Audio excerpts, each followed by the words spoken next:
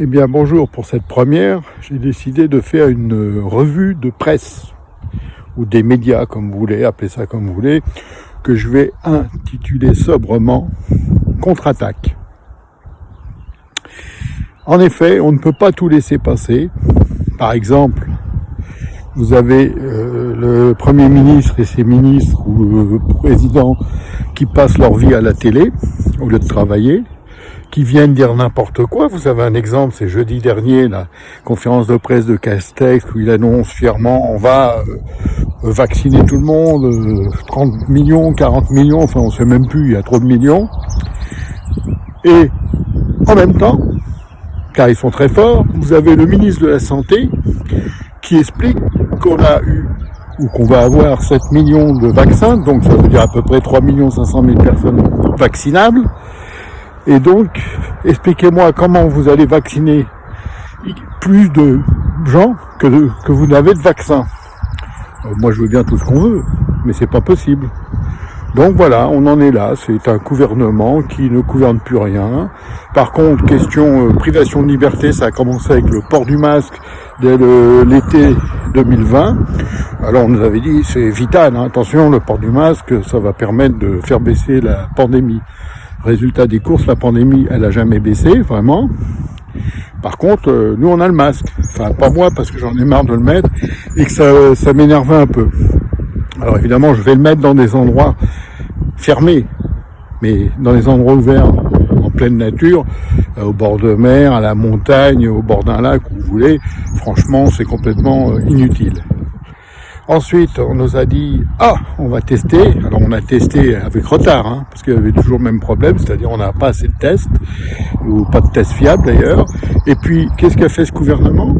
Il n'a plus pris que le score des tests pour faire sa politique de santé. Hein, c'est quand même plus que suspect, plus que bizarre. Moi, je vous dis ce qui se passe. En fait, c'est pour l'élection. On prépare tranquillement les gens, à leur dire qu'ils pourront voter à distance, comme on dit, avant même le jour du vote. Ils pourront voter de leur ordinateur, comme ça on saura même ce que vous avez voté, ça sera plus simple. Hein, le secret de l'isoloir, il sera fini. Et ainsi, on pourra aussi un peu magouiller, quoi, parce qu'il faut pas se tromper, dès qu'on vote plus en direct devant des gens avec des contrôles, tout est possible. Voilà, on prépare donc les gens. Et qu'est-ce qu'il va faire Macron? Il commence à vous l'annoncer d'ailleurs, ce gouvernement. Dès avril, on va assouplir. Si tout va bien, en mai-juin, tout va reprendre. Bon, alors ils vont peut-être avoir la chance des débutants, c'est-à-dire que le virus, il va partir tout seul. Et si ça tombe dans ces dates-là, ils vont en profiter pour vous dire, vous voyez, on a tenu, c'était la guerre, parce que nous sommes en guerre, hein, ne l'oubliez pas. Et puis voilà, et maintenant, vous avez vu ce qu'on vous a fait, vous avez souffert, hein, vous avez souffert, mais voilà, maintenant vous allez à nouveau être libre. Ça, c'est vraiment nous prendre pour des cons. J'ai pas trouvé d'autres adjectifs. Hein. J'ai beau chercher, con, couillon, abruti, ahuri, imbécile, mais c'est ça.